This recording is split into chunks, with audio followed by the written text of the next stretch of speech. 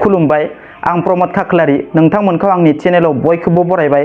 दिनै आं नोंथांमोननि थाखाय माखासे गोनांथार रादाब लानानै फैदों। अन्नानै भिडिअखौ जोबजासिम नायलां।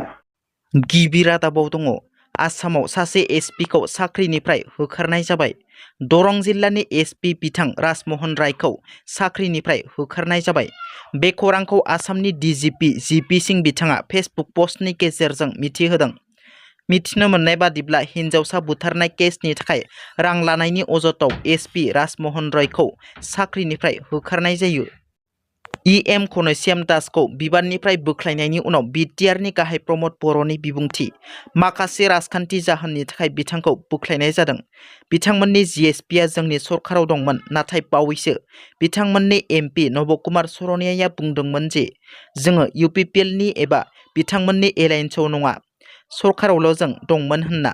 बिनिखायनो एमपी बिसायख'थियाव गाहाय मन्त्री नरेन्द्र मोदीखौ देरहाहोनानै थामथि खेबनि थाखाय मन्त्री जाहोनांगौ। बेवहाय कुनु कम्प्रमाइज गैया।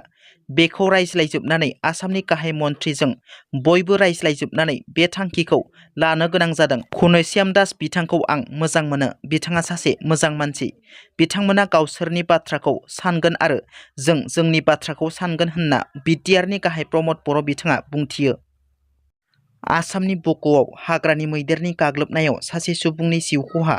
बे जाथाया थांनाय मोनानि समाव सोमजियो। बक'नि गहाल खनायाव हाग्रानि मैदेरनि गाग्लोबनायाव 57 बोसोर बैसोनि सासे सुबुंनि जिउ खहा जायो। जिउ खहा जानाय सुबुंखौ 57 बोसोर बैसोनि हेमसिंके माराक होनना मिथिनो मोन्दों। मिथिनो मोननाय बादिब्ला हेमसिंके माराकआ हाजोआव गावनि बागानखौ नायहैनो थांदोंमोन। बेबादि समावनो माबा हाग्रानि मैदेरा हेमसिंखौ गाग्लोबनानै बुथारो।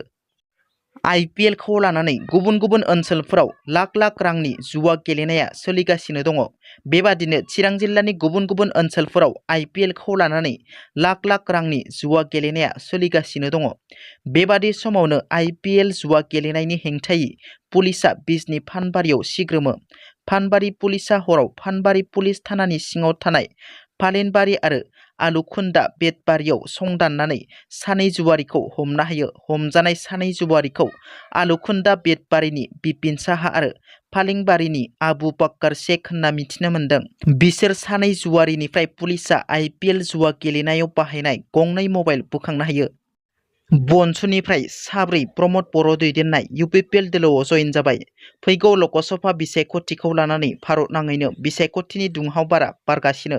बेबादि समावनो मैया बनसुनि साब्रै यूपीपीएल दोलोआव जयेन जाफैदों। मिरु बनसुनि लोगो आफादगिरि अशक कुमार ब्रह्म, लोगो गाहाय नेहाथारि बिमल बसुमतारी, चिरां जिल्ला बनसुनि आफादगिरि इन्द्रजित कुमार ब्रह्म, बनसुनि सोद्रोमा दैथुन नार्जारी बिथांमोना मैया यूपीपीएल दोलोआव जयेन जायो। दिनैनि रादाबा एसेनोसै।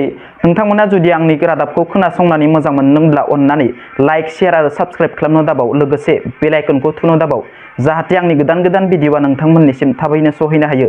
गोजोन्थों। जै बर' हारिनि।